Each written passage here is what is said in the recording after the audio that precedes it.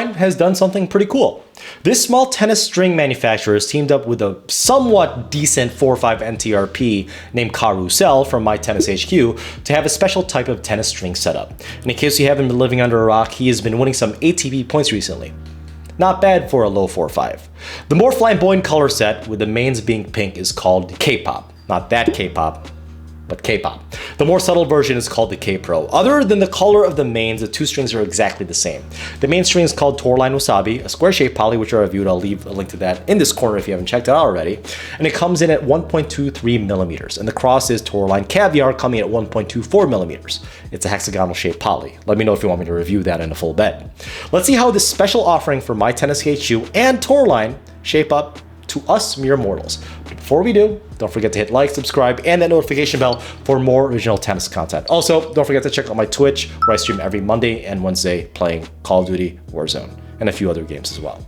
Without any more delay, this is the Toroline K-Pop and the K-Pro Tennis String Review.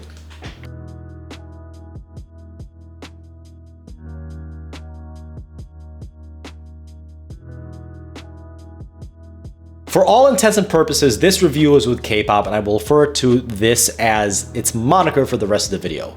I know that there are slight differences between colors in terms of playability, but I doubt the K-Pro will be worlds away from what is reviewed with the K-pop.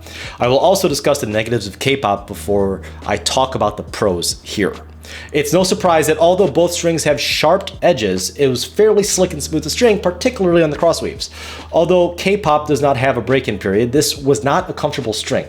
It didn't have a jarring feeling, but I felt like there was a slight disconnect from the ball along with all Toroline strings I tried so far, except for a small caveat that I'll talk about in a bit. Sometimes the power was also a bit too much for me from the baseline. There were seeming pockets of power where the string was just having the ball fly out randomly, way past the baseline into the tarp, but thankfully this only happened maybe 1 to 2% of the time from the baseline.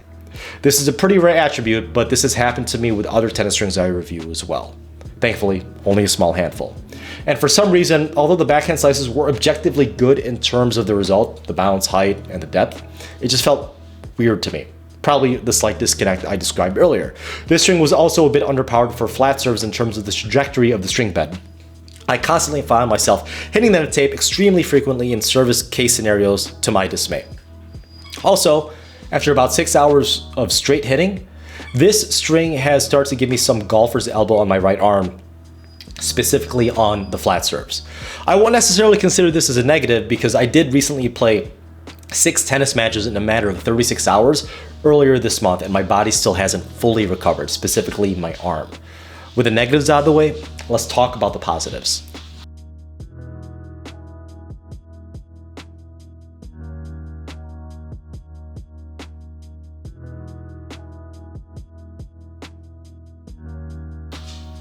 This string was extremely generous in terms of topspin potential, along with having very accurate launch angles right out of the string bed for topspin, assuming it doesn't fly out into the tarp for some reason in the 1 to 2% of the time.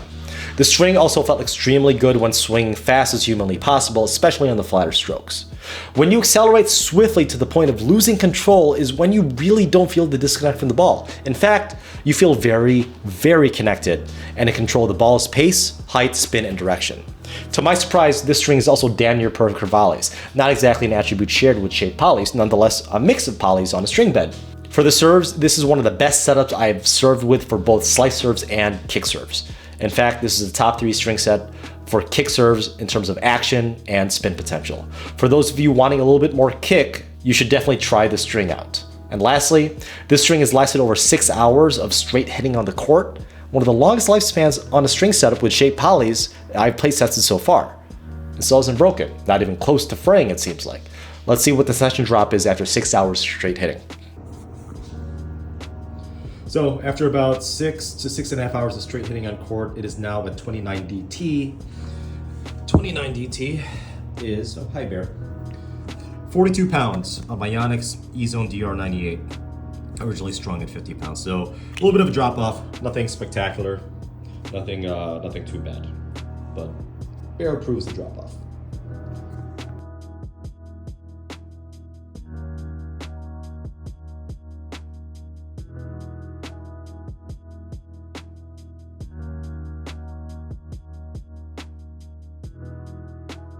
Yes, although this is not a perfect string setup, this might be a damn good one to try. In fact, if you are a high-level junior or adult tennis player that uses a lot of racket head speed from the baseline and you like polys, I suggest you give this a shot. The retail price of the string isn't too bad either at $12 per packet. And keep in mind, it lasted a really long time for me, 6 hours plus. And until the end of the year, Toroline is giving viewers of my channel a 25% discount if you use Mark S at the checkout, or just hit the link down in the description below. Not just off K-pop or K-Pro, but their entire website. Better click fast because a generous discount will drop to only 20% before the end of 2023. Now, what do you guys think? Have you tried K-pop or K-Pro? Did I nail the review right on the head, or did I completely miss it? Leave a comment down in the section below, or better yet, join my Discord to discuss all things tennis. This playtest was strong at 50 pounds on my Yonex E-Zone DR98. And as always, guys, happy hitting.